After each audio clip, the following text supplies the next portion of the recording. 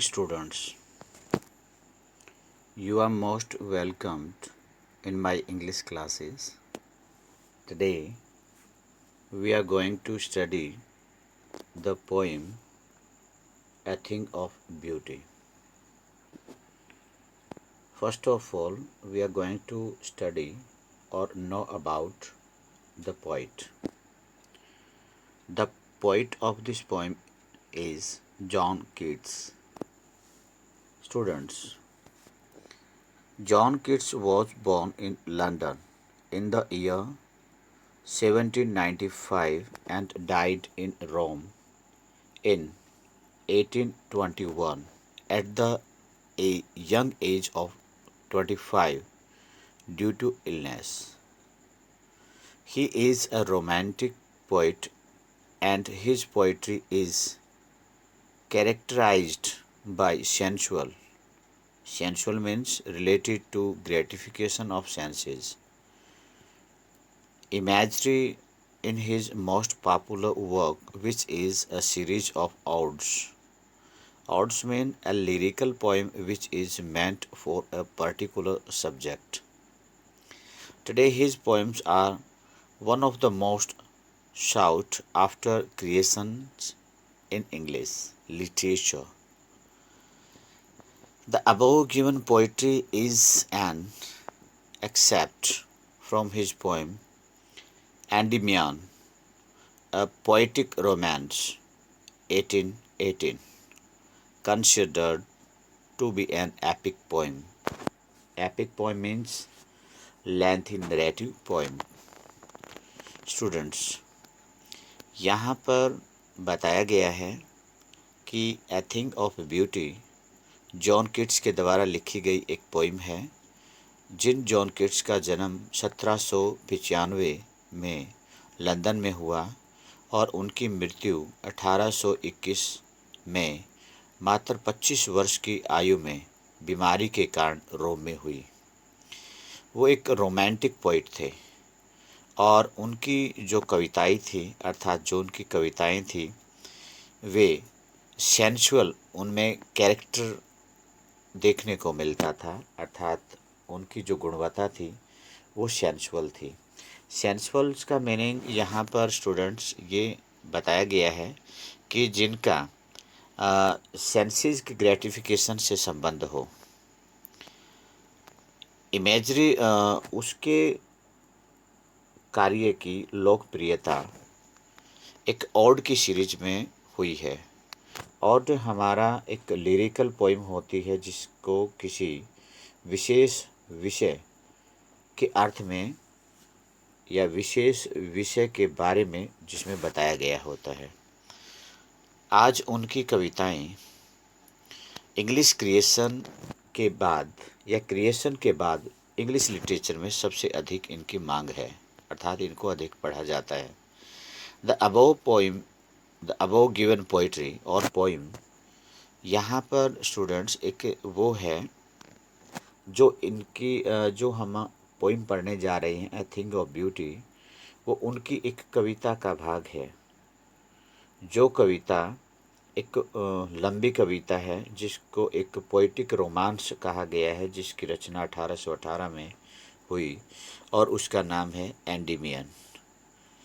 Endymion को यहाँ पर एक एपिक पोइम कहा जाना कोई गलत नहीं होगा। एपिक पोइम क्या होती है? लेंथी नैरेटिव पोइम अर्थात जिसमें किसी के बारे में नरेट किया गया, विवरण दिया गया।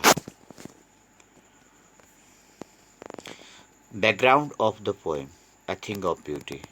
The name of the poem Thing of Beauty, based on Greek mythology about a shepherd named Endymion, his quest for his love Diana, and how in his quest he falls in love with an earthly maiden who later turns out to be Diana. Diana is Roman goddess of moon herself. Students, जो background of the poem है उसमें बताया गया है कि वास्तव में यह कविता ग्रीक की माइथोलॉजी के बारे में विवरण देती है, जिसमें एक शेफर्ड जिसका नाम एंडीमियन है, वह डायना के प्रेम पर जीत पा लेता है और उसकी जो जीत है उसको एक ऐसी सांसारिक लड़की के प्रति प्रेम में डाल देती है, या अर्थात प्रेम के प्रति अग्रसर कर देती है, जो बाद में डायना के रूप में कन्वर्ट हो जाती, अर्थात चंद्र की देवी के रूप में वो स्वयं कन्वर्ट हो जाती है या उसमें तब्दील हो जाती है। यहाँ पर इसके बारे में एक कहानी या माइथोलॉजी के बारे में बताया गया है। डायना के बारे में यहाँ मीनिंग यदि हम लें तो रोमन लोग इसको गॉडेस ऑफ मून कहते हैं। यहाँ जिस लड़की से अर्थली सांसारिक मैडन एक लड़की कह सकते हैं जिससे वो प्रेम करता है, वो वास्तव में कौन है निकली? डायना निकली। डायना मतलब एक देवी निकली। A thing of beauty poem and explanation. यहाँ पर हम एक्सप्लेन करेंगे पोएम का। First, a thing of beauty is a joy forever.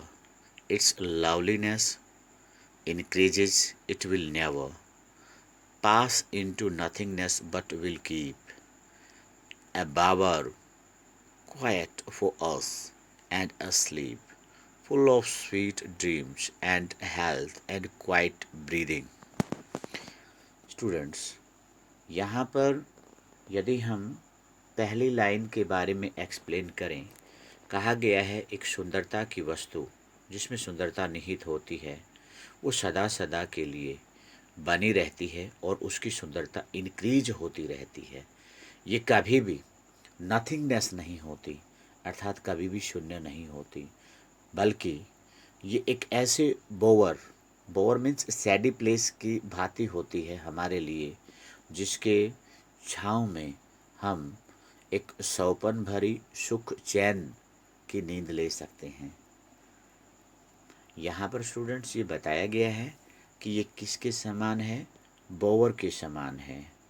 बोवर के समान है। एक शेडी प्लेस जो किसी वृक्ष के छाया में होता है उसको हम बोवर कहते हैं। यहाँ पर ये मीनिंग भी मैंने आपको बताया है। Literary devices, you know very well students, we can find out very easily literary devices. सबसे पहले यहाँ पर राइम स्कीम जो बनी है, forever, never, keep, sleep, breathing, it means AABBC, ये यहाँ पर दिखाया गया है। Alliteration, use of consonant sound at the start of two words which are close in series, sleep, sweet. ये स्टूडेंट्स एस की आवृत्ति यहाँ पर बार बार हुई है। Metaphor, बोवर quite, बोवर quite, calmness of the bower is compared to the calming effect of a beauty thing. यहाँ पर एक कंपैरिजन किया गया है। बोवर क्वाइट मीन्स जो बोवर की कामनेस है, अर्थात छाया की जो शीतलता है, उसका किससे किया गया है? जो थिंग ऑफ ए ब्यूटी होती है उसके शांतिमय इफेक्ट से किया गया है, इसलिए यहाँ पर मेटाफर भी यूज किया गया है। Second, therefore on every morrow are we reading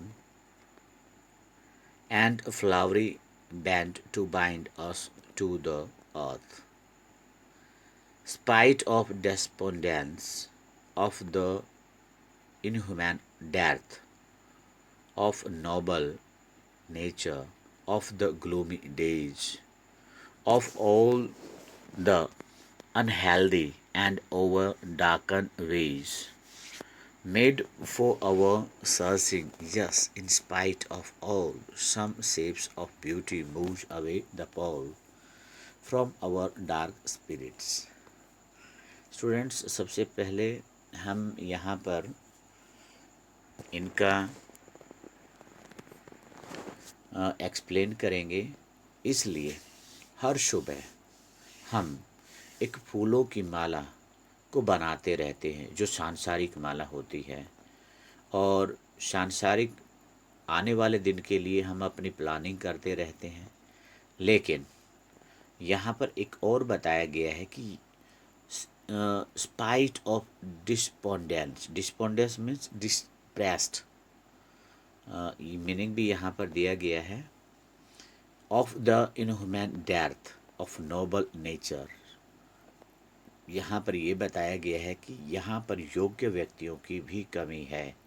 और ग्लोमी डेज, यहाँ पर उदासी भरे दिनों में, और उदासी भरे दिनों के साथ साथ जो यहाँ पर अनहेल्दी और अंधकार के रास्ते हैं, या कह सकते हैं रोग युक्त और अंधकार में जो रास्ते हैं जो प्रशस्त किए गए हैं, लोगों के द्वारा इस प्रकार से प्रशस्त किए गए हैं। क्यों? क्योंकि यहाँ पर योग्य व्यक्तियों की कमी है। वो हमें क्या करते हैं, हम उनके अंदर से ढूंढते रहते हैं।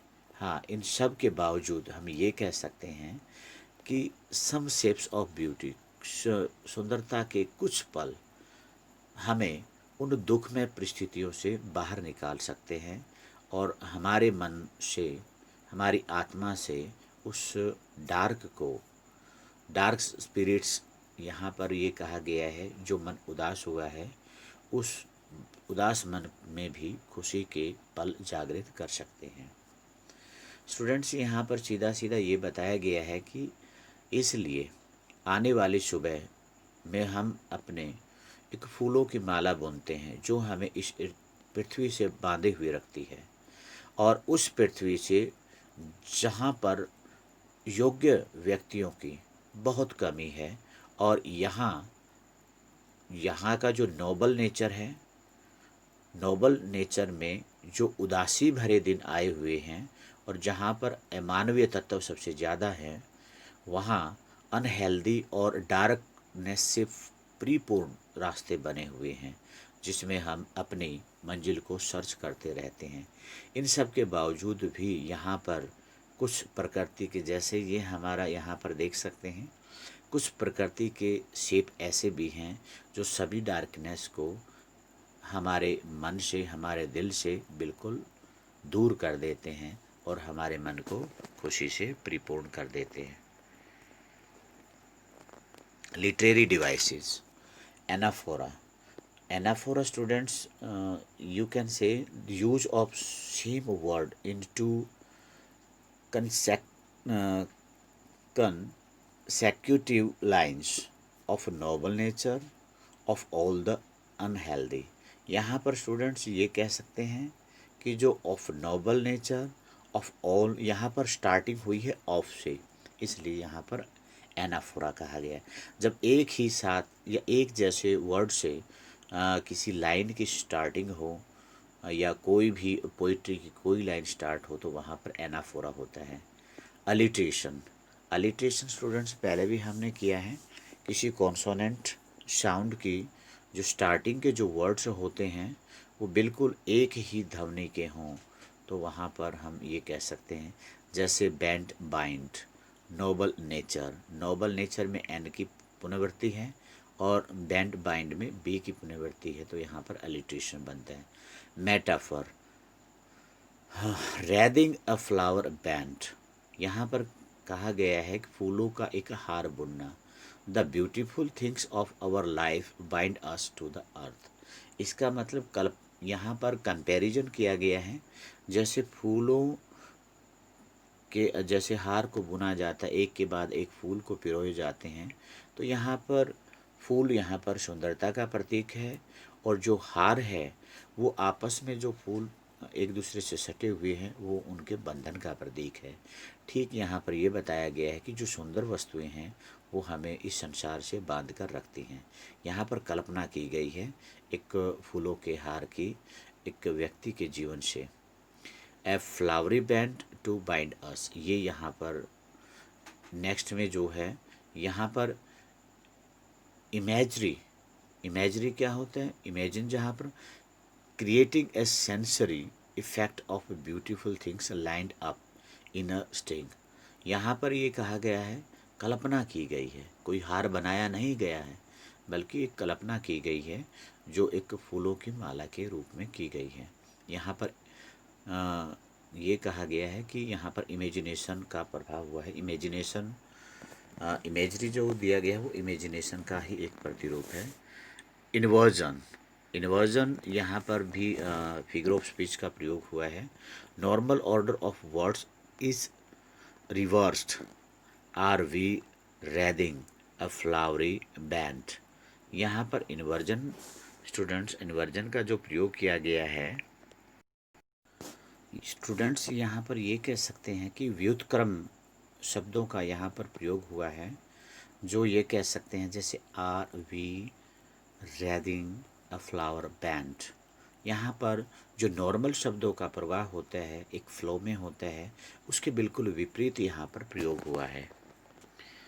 Third, such the sun the moon trees old and young sprouting a saddy boon for simple sheep, and such are daffodils, with the green world they live in, and clear rills that for themselves a cooling covert make, gainst the hot season the mid forest break। Students, यहाँ पर जो बताया गया है, जैसे सूर्य, चंद्रमा, बड़े बड़े पेड़ और एक युवा अवस्था में खड़े जो पेड़ हैं या जो अंकुरित होते हुए पौधे हैं, वो छाया के रूप में हमें वरदान देते हैं। किसके लिए? सिंपल, साधारण सी भेड़ के लिए, जैसे गडरिये की एक कहानी है। एंड सच आर डैफोडिल्स, और वैसे ही डैफोडिल्स भी, with the green world they live in, वे भी एक ग्रीन वर्ल्ड में रहते हैं। And clear rills that for themselves a cooling covert make, जो बहते हुए ठंडे जल की नदियां हैं, वो अपने आप में ही एक ठंडक प्रदान करती हैं। कब? जब ग्रीष्म ऋतु चल रही हो, और ये कह सकते हैं जो जिनका सीधा सीधा बहाव जो होता है वन के बीच से होता है, और इस प्रकार से ये सभी वस्तुएं मनुष्य को शीतलता प्रदान करती हैं उस समय में जब क्लाइमेट बहुत गर्म हो या हॉट सीजन हो। स्टूडेंट्स, यहाँ पर बून ब्लेसिंग होता है, रील्स ए स्मॉल स्ट्रीम या नदी कह सकते हैं। Brake a process to slow down, to process to slow down. Students, ये कह सकते हैं द मिड फॉरेस्ट ब्रेक, ये कह सकते हैं कि वन के मध्य में जब आपको बिल्कुल गर्मी के सीज़न में गर्मी सता रही है, तो वहाँ पर ठंडे पानी का कोई नाला कह सकते हैं, और जो वृक्ष की छाँव होती है, वो सब क्या करते हैं, वो हमें छाया देकर शीतलता प्रदान करते हैं। लिटरेरी डिवाइसेज जो जो इसमें यूज हुई हैं, अलिट्रेशन हुआ है। अलिट्रेशन कैसे हुआ है, यहाँ पर भी आप देख सकते हैं। यहाँ पर क्या हुआ है, स्प्राउटिंग सैडी सिंपल शीप, यहाँ पर कूलिंग कवर्ट, देखो एस का भी हुआ है और शी का भी हुआ है, बार बार पुनरावृत्ति हुई है, इसलिए इमेजरी भी हुआ है। Trees giving shade, sprouting shady boon, growing process of daffodils, daffodils with the green world they live in, ये हमारी लाइन है। क्लीन रिवर स्ट्रीम्स, यहाँ पर क्या कहा गया है, यहाँ पर इमेजिनेशन की गई है, इमेजरी यहाँ पर है। इसको यदि हम सीधा सीधा कहें, यहाँ पर एंटीथेसिस भी है, अपोजिट वर्ड्स प्लेस्ड टुगेदर, जैसे ओल्ड एंड यंग का यहाँ पर प्रयोग किया गया है, एंटीथेसिस भी इसमें प्रयोग किया गया है। इस प्रकार से यहाँ पर लिटरेरी डिवाइसेस ये यूज की गई हैं। Fourth stanza, rich with sprinkling of fair musk rose blooms, and such too is the grandeur of the dooms we have imagined for the mighty dead, all lovely tales that we have heard or read, an endless fountain of immortal drink pouring unto us from the heavens brink। Students यहाँ पर fourth जो हमारा जो stanza है, extract है, उसमें हम ये कह सकते हैं rich with sprinkling of fair musk rose blooms. जिस प्रकार से खिले हुए मस्क रोज जो सुगंधित फूल होते हैं, जो खिलकर सुगंध से पूरे वातावरण को मस्त कर देते हैं या जिसको महका देते हैं। And such too the grandeur of the doom, grandeur of the doom. Grandeur यहाँ पर होता है, ग्रैंडवर का मतलब होता है जो बहुत उच्च स्तर के या प्रसिद्ध व्यक्ति हैं, उसी प्रकार ऑफ द डूम्स, अंत तक, अर्थात जो प्रसिद्ध व्यक्ति होते हैं वो अंत तक यहाँ पर क्या करते हैं, अपनी शौर्य गाथा से जाने जाते हैं। अर्थात उनकी कहानियाँ बच्चों को और बड़ों को सुनाई जाती हैं। इस प्रकार से चाहे वो यहाँ इस संसार से चले जाएं। We have imagined for the mighty dead, हम कल्पना कर सकते हैं कि उनकी मृत्यु हो जाती है। All lovely tales that we have heard और रेड, जितनी प्यारी प्यारी कहानियाँ हमने सुनी हैं और पढ़ी हैं। And endless fountain of immortal drink, और कहते हैं एक अनंत अनंत जो अमरत्व का एक पेय पदार्थ फुहारे के रूप में फूटकर बहता है, और जो हमारे ऊपर स्वर्ग से या स्वर्ग के एक किनारे से हमारे ऊपर ज्ञान के रूप में क्या करता है, हर बार बरस रहा होता है। सीधा सीधा ये कह सकते हैं स्टूडेंट्स, यहाँ पर फिगर ऑफ स्पीच बहुत सारे यूज हुए हैं कि जैसे फूलों की सुगंध सबको महका देती है, तो अच्छे व्यक्तियों के कार्य भी सभी को बहुत अच्छे लगते हैं, सुहावने लगते हैं। अब हम ये कह सकते हैं व्यक्ति चला जाता है लेकिन उनकी गाथाएं पीछे रह जाती हैं, और जिनको हम सुनते भी हैं और पढ़ते भी हैं। वो स्वर्ग से इस प्रकार फुहारे के रूप में या अमृत के रूप में हमारे ऊपर बरसती रहती हैं। जैसे स्वर्ग में अमृत का पान किया जाता है, ठीक हम उसी प्रकार भी उनकी कहानियों को सुनकर, उनकी कहानियों को पढ़कर उस ज्ञान की सागर में हम शराबौर हुए रहते हैं, जो स्वर्ग से या स्वर्ग के किसी किनारे से हर टाइम बरसता रहता है।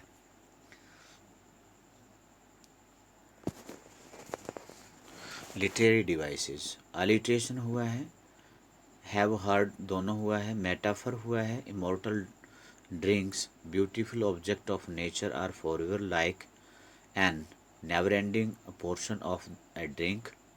सीधा सीधा ये कहा गया है कि जैसे सुंदरता कभी घटती नहीं, ठीक उसी प्रकार जैसे कि अनंतहीन फुहारे का पानी कभी भी समाप्त नहीं होता, ठीक यहाँ पर इमोर्टल ड्रिंक्स का कहाँ पर सीधा सीधा कैसे मेटाफर किया गया है, इसका मेटाफरिकली यूज किया गया है ब्यूटीफुल ऑब्जेक्ट्स के लिए। नेक्स्ट राइम, यहाँ पर rhyme scheme forever, never, keep, sleep, dead, red, इस प्रकार से राइम स्कीम बनी हुई है। Imagery bushes full of musk roses, यहाँ पर कहते हैं कि bushes of full of musk roses. Roses का मतलब sprinkling fair musk rose blooms, ये फूलों की सुगंध कह सकते हैं। Book describing valour of fighters, valours मतलब गौरव गाथाएँ जो डिस्क्राइब करती हैं books. Grandeur mighty dead, God providing us with best things, pouring from the heavens brink. यहाँ पर स्टूडेंट्स ये कहा गया है कि जैसे फूलों से सुगंध आती है तो अच्छे व्यक्ति अच्छे कार्य करते हैं, ठीक उसी प्रकार से स्वर्ग अर्थात भगवान भी हमें अच्छे अच्छे वस्तुओं से नवाजता है, जो हमारे यहाँ इस संसार में ब्यूटी के ऑब्जेक्ट होते हैं, और जिनसे हम प्रेरणा पाकर उदास मन होते हुए भी उनको देखकर हमारा मन प्रफुल्लित हो जाता है। न्यू वर्ड्स कुछ यूज किए गए हैं स्टूडेंट्स यहाँ पर, जो हम अभी use, bower, a pleasant shady place under trees और climbing plants, morrow the following day, wreathing, covering और to encircle, spite, desire to offend or annoy someone, despondence, disheartened, heartened, hopeless, noble of superior quality, having high moral principles, pall a cloud, here a dark cloud of gloom and sadness, spirits the soul where lie our emotions and character, sprouting to develop suddenly in a large numbers. Saddy boon, a sad which is helpful to someone, reels streams of running water, covert, not openly known or displayed.